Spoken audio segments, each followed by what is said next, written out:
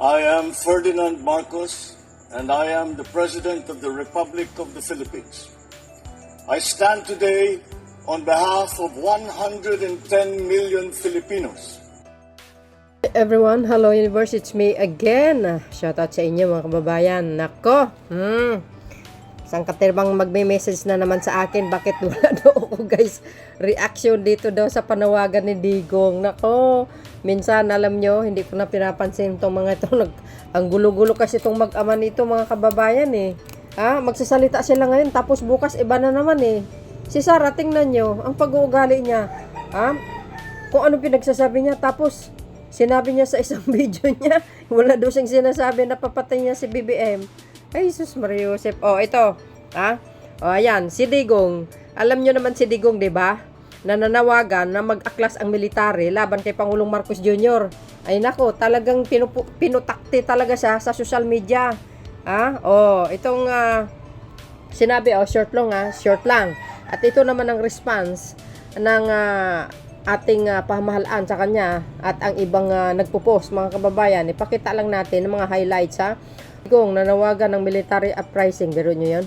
There is a fractured government sa Pilipinas.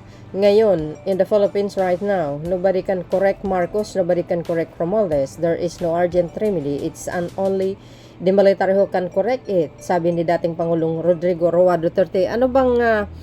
Bakit fracture ang government sa pamuno ni Pangulong Marcos Jr.? Mayroon ba?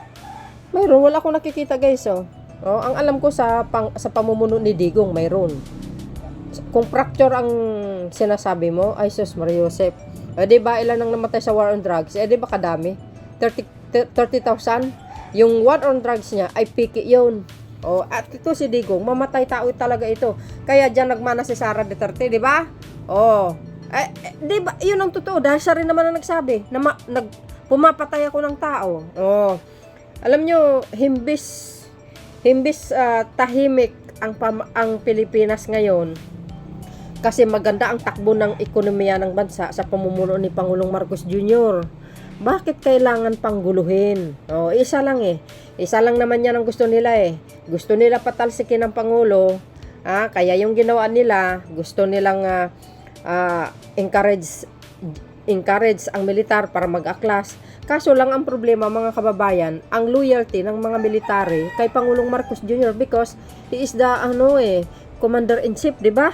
Kung anong utos ng Pangulo, yun ang siyempre, yun ang gagawin nila sa mga legal na paraan. Ganun yun sa mga magagandang bagay, hindi sa mga panghaharas tulad ng pamumuno niya, di ba? Yung ibang pulis, abusado, daming namatay ng mga tao, yung ibang pulis nagagamit, nagiging hitman tulad ni Las Cañas, hitman yan, tsaka si Matabato, naging hitman yan. Yan ang legacy ni Digong. Yung itong panawagan niya, hindi kakagati ng mamayang Pilipino, mga kababayan. Sawang-sawa na ang mga Pilipino. Ang daming problema ng Pilipinas. Itong si Digong nagdadagdag pa. My goodness. Ito, alam nyo, ang gusto lang nito guys, yung pansarili lang, hindi siya talaga para sa mamamayang Pilipino. Kasi kung mahal niya ang Pilipinas, hindi sana ganun kadami ang namatay. Tingnan nyo, ang daming nawalang pera sa gobyerno. Ang daming sindikato sa pamumuno niya ng mga Chinese. Di ba ang daming namatay, mga Chinese din, ang daming pinagpapatay din ito. Di ba? Lumubo ang utang ng Pilipinas. Yung project na sinasabi nyo, sus Maria Joseph, kayo naman Hindi niya naman plano yan hindi naman niya idea. Blueprint ni dating Pangulong Marcos Jr. yan wala naman plano yan Tsaka hindi ito magaling mamuno kasi ang daming namatay. Hindi lang yan mga kabayan. Ito yung sinasabi ng ating undersecretary ng DOJ ito yata. Ito basahin ko Ayan ito yung sinabi ni Secretary Locals Barsamin. Ako, pinagtatawanan lang talaga si Digong Sabi niya, there is a fracture now in the governments of Marcos. Ang ganda na takbo ng ekonomiya, guys. Ang dami nagkaroon ng trabaho, ang dami nag-invest dito sa Pilipinas. My goodness naman. Walang problema sa pagtaas ng bilihin. Ganun talaga, mahal ang gasolina sa world market. Kayo, oo. Magtrabaho tayo, diskarte lang sa buhay. Huwag isisi sa Pangulo. Nasa makabagong panahon tayo, mas malala kay Digong, oh. O, hindi kayo nagreklamo yung 24 kilo ang bigas na sinabi ni Pangulo Marcos Jr. Hindi po pangako yun. Pangarap po yun. O, iba ang pangako kaysa pangarap. Kayo naman, oh. O, buksan nyo yung mga utak nyo. Utak dilis kayo talaga, oh. Di ba? Huwag ganun. Tumulong na lang kayo para sa ikaganda ng bansa na ito. Lahat naman tayo makikinabang. Yan ang hirap sa inyo. Ito po yung sagot ni Secretary Bersamin. No motive is more selfish than calling for a sitting president to be overthrown so that your daughter can take over. Oh, yun lang naman eh. Hindi katanggap-tanggap ang marahas na pang-aagaw ng kapangyarihan o pangmadaling maluklok bilang Pangulo sa pamamagitan ng pagpaslang, panggugulo at pag-aalsa. Maghintay kayo sa tamang panahon, sumunod sa tamang pamamaraan. Yes. O, di ba? Maghintay. Sa 2028. Wag mang aagaw. Masama po yun. Binuto po ng taong bayan si Pangulong Marcos Jr. Kaya wala kayong karapatan na mang-agaw. Ang mangyayari ay karahasan, kaguluhan. Ang daming problema ng Pilipinas. My goodness, Mr. Duterte. Tumulong ka na lang kasi. Itulong mo na yung mga bilyon mo pera dyan kung mayroon. Kayo naman, di ba guys? Kasi ang gusto nilang gayahin nito nung panahon ni Cory, iba yung nakaraan, iba ang sitwasyon noon, iba ngayon. Anong maibubutas nyo kay Pangulong Marcos Jr.? Wala kayong maibubutas. 100%. Majority ng Pilipino suportado ang Pangulong Marcos Jr. Tingnan nyo yung mga sinasabi ng military. Guys, tungkol dito kay Digong. Pinagtawanan lang siya, ini-ignore lang. Kasi wala nang tiwala ang mga tao dito sa taong ito. Kasi sabihin niya dito kung ano ngayon. Kung ano yung sasabihin niya ngayon, tatanungin mo siya bukas, iba na naman.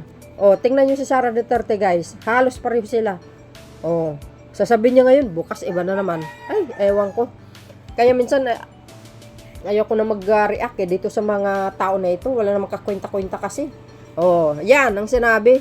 Sus Mariusip. Si Pangulong Marcos Jr., paalisin nyo sa Malacanang, tapos ipalit nyo yung kurakot. Issue niya yun, hindi niya man lang magawa ng paraan. My goodness, kayo naman, ayaw niyang sitahin. Bakit? Kasi may tinatago siya. Tuwing tinatanong mga staff niya, nagkakasakit. Ay sus, drama pa more. Ito naman si Father, to the rescue naman. Ang akala niya kasi loyal pa ka sa kanya mga sundalo. Ay sus. Alam mo, Mr. Duterte, Tatay Digong, kahit itaas mo ang sahod mo ng mga sundalo or sino man yan, karapatan mo po yun. Karapatan nilang taasan ng sahod kasi Pangulo ka. Mga sandatang lakas yan. Natural. Di ba? At least mayroon kang memory. Memorable sa kanila. Maalala kanila. Pero it doesn't mean naman na porke itaas mo ang sahod nila, susunod nila sa'yo. Hindi You are not the president anymore. You are an ordinary citizen. Si Pangulong Marcos ang kanilang susundin yan. Siya ang commander-in-chief Tsaka magandang pamamalakad ni Pangulong Marcos Jr. Ay sus Marius, in fairness naman kay Pangulong Marcos Jr. guys. Very maganda ang kanyang pamumuno, as in. Tingnan nyo, low crime ngayon. Grabe, believe ka no? Talagang kaso lang ang problema, sumikip ang mga kulungan guys. Ang daming nahuli kasi mga drug lord at saka mga addict. Bilyon-bilyon ng mga droga na kumpiska. Ang akala kasi nitong mga Chinese drug lord, makakalusot sila sa Pilipinas. Pues wala na si Digong. Pero ngayon iba na. Alam niyo yung mga bilyon-bilyon na mga milyon-milyon na mga droga, ay galing yan sa bansang Chikwa. 'Di ba? Nung panahon ni Digong, nagpapasok sila ng mga bilyon na droga. Yun na nga ang hearing kahapon sa Quadcom Yung 6 point, tama ba ako? 6.5? Oo, yung 5 billion na halaga ng droga diyan sa Mexico, Pampanga, correct me if I'm wrong. Oh, di ba? Sangkot si Pulong at saka si Hans. Oh, nakalabas yan eh. Oh, sa panahon ni Pangulong Marcos, hindi pwede yun. Kaya marami po ang nasakuti. Yung mga drug lord galing sa ibang bansa, hindi sila talaga makakapasok. Kasi sabi nga ni Senator Trillanes, itong yung Davao Cartel. Ito daw si Digong talagang protektado niya ang mga drug lord. Isa sa mga ito ng Davao Cartel, tsaka yung kidnap for ransom ay sabi ni tawag nito ni Las Cañas. Di ba? Kaya ito si Digong talagang masasabi natin sobrang masamang tao ito, kaloka. Ayan nagsalita ang palasyo, mga kababayan. At ito pa, whoever that may be, no? Hindi po tayo loyal sa tao kundi sa posisyon. And in that vow that we took,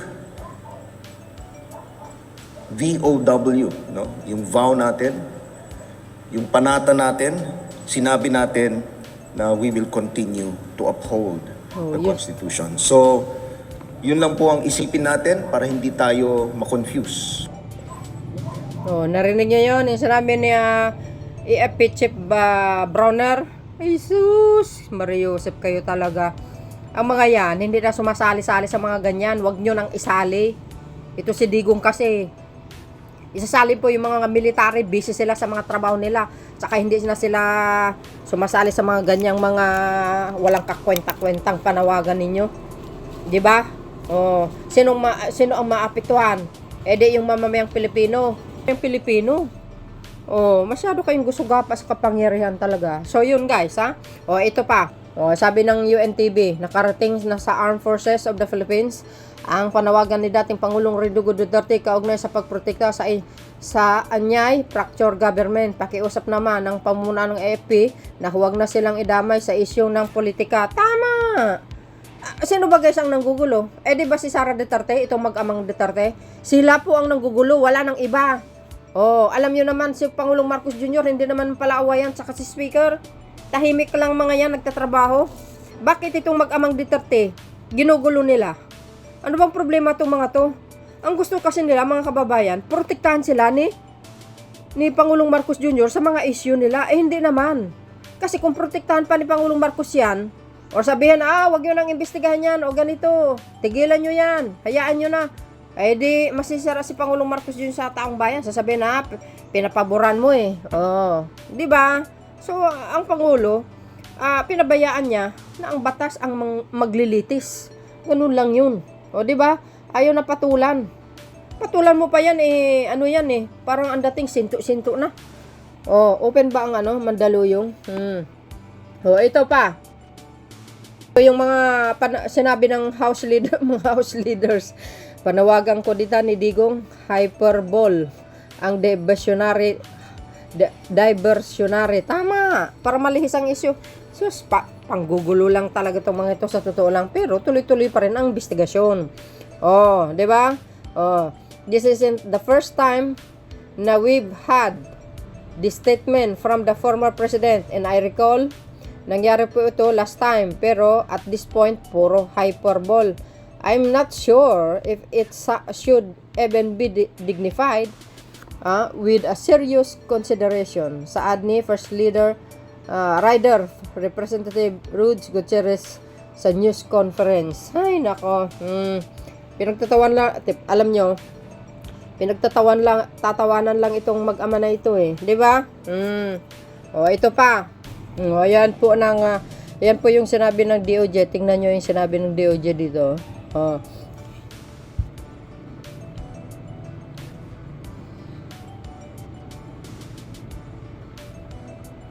Sinabi ng DOJ guys, panawagan ni Digong sa AFP, seditious, iimbestigahin ng Department of Justice, which is ang DOJ, ang panawagan ni dating Pangulong Rodrigo Duterte sa militar na lutasin ang wasak na pamamahala ni Pangulong Ferdinand Marcos Jr. Matatawa ako talaga. Wasak? Bakit? Ano nangyari? Mayroon ba? Ang ganda ng takbo ng ekonomiya. Walang alam ito si Digong, Marites. Siguro may nagpaabot sa kanya, sa kanyang bahay na, ito po ang nangyari sa gobyerno ngayon. Ito naman kagatin niya. Kasi hindi naman mahilig ito guys, mag-research si Digong. Ang alam nito, maniwala doon sa mga marites galing sa Quiapo. Di ba? Ay sus, dako. Ang ganda-ganda nga ng pamumuno ni Pangulong Marcos Jr. Ang saya-saya ng mga magsasaka. Tuwang-tuwa sila. Ang taas na ngayon ng per kilo ng palay nila. 22 to 30. Panahon ni Digong, 11 to 13 lang. So kayo makikita. Tapos, tuloy-tuloy ang pagtulong ni Pangulong Marcos Jr. sa iba't ibang lugar. Pag may sakuna, on time lagi ang kanyang pagtulong. Ay sus! Malabo nyo patalsikin itong mama na ito. Hay! Dadaan kayo sa butas ng karayom. Sa totoo lang. Sa tingin nyo kaya, majority ng Pilipino papayagan? Subukan nyo na lang. Para makita nyo yung hinahanap nyo. Diba? Ayan.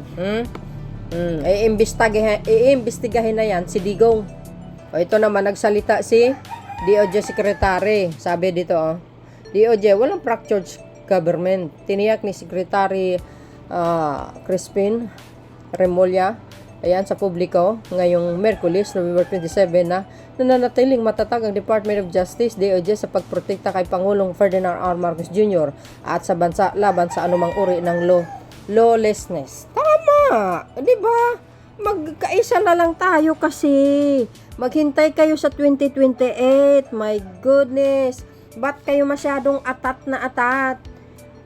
Simple lang yun mga kababayan. Atat na atat ang mga yan kasi para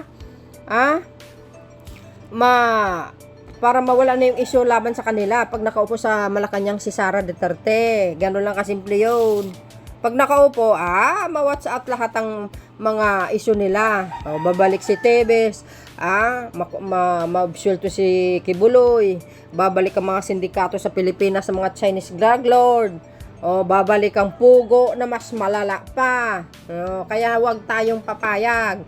Ang pamumuno ni Pangulong Marcos Jr., maraming magandang nangyayari. Yung mga yung mga hindi masaya, yung mga utak dilis. Tsaka yung mga iba pa. Kung makapagsalita sila, akala mo yung mga puon nila magagaling. Wala naman asinso. 'Di ba? Hindi naman natutulungan ng mamayang Pilipino. Lalo na po yung mga magsasaka. Dekada na, panahon pa ni Kore. Yung mga lupa nila, hindi pa nila natatanggap ng buo. Ngayon lang, sa panahon ni Pangulong Marcos Jr., tapos sasabihin nyo, weak leader, ay sus, Mariusip, mahiya-hiya kayo sa mga sarili nyo, no? Kahiya-hiya kayo talaga. Wala na lang kayong ginawa, kundi manggugulo. Hindi kayo na lang naawa sa mamayang Pilipino. Ang daming naghirap, kailangan ng tulong. Kaya ito si Sara Duterte, wala nang alam nito kundi papreskon. Himbis na tumulong na lang siya, mas maganda pa. Ewan ko ba dito, atat na makaupo sa Malacanang, hindi makapaghintay sa 2028. Yan ay kumanalo. Ito pa. Ito yung sinabi ni Congressman Loestro. Representative Loestro sa Quadcom, criminal charge versus Duterte, iporsige. Dapat lang. Iporsige nyo.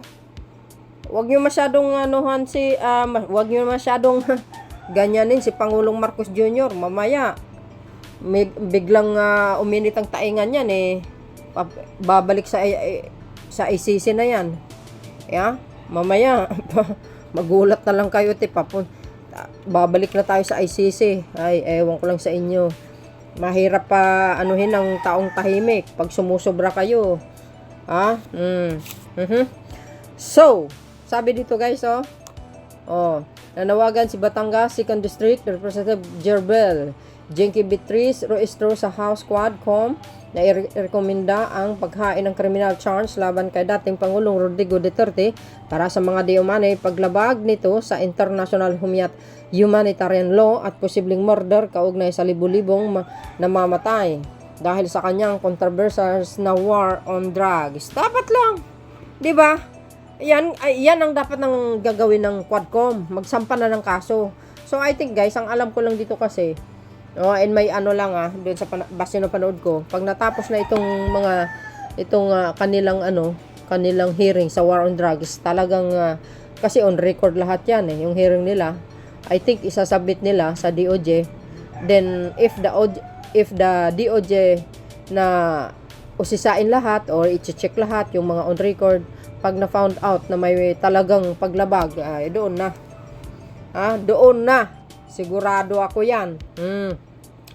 Ay, ewan ko, patong-patong ang kaso na isasampa dito sa mag-amang ito, mga kababayan, sa totoo lang. So, yan guys, yung sinabi ng undersecretary ng DOJ yata ito, no? Correct me if I'm wrong. Ayan, the recent remarks of former President Rodrigo Duterte and against the administration may be bordering on inciting some sectors to rebel against the government. The Department of Justice said, prompting authorities to keep a close watch on his call for military action to protect the Constitution. Kasi si Digong ito parang hindi abogado eh. Alam na alam niya na bawal na bawal yung ginagawa niya eh. Posible sedition raps ni ex-President Duterte. Ayan. Ay, mahaba ito guys, pero short lang natin. Ay, alam nyo, sa totoo lang, alam nyo, plano talaga nila patalsikin si Pangulong Marcos Jr. Noon pa yan. Anti-Marcos yan si Digong. Crony ni Cory Aquino ito eh. Matagal na yan plano nila. Hindi sila nagtagumpay, mga kababayan, sa plan A. O ngayon sa plan B, palpak. Ewan ko sa plan C, ano na naman. O di ba? O ano ko nga yan sa isang video ko, sabihin ko ano yung ibig sabihin ng plan A. But anyway guys, yan po ang pinaka-latest updates video natin, na-collect natin. Kaya abangan po natin ang mga resulta nitong panggugulo ni mga mag-amang ito na walang ginawa kundi mang-aagaw na ng kapangyarihan. Ay, sus Maria Joseph. Alam nyo naman, napanood yung Quadcom kahapon, di ba? Matindi ito si Digong. Sobrang kasamaan niya, as in. So, yun mga kababayan. Thank you for watching. See you again on my next upload video, okay? Bye, bye, bye. And baboos. God bless Philippines.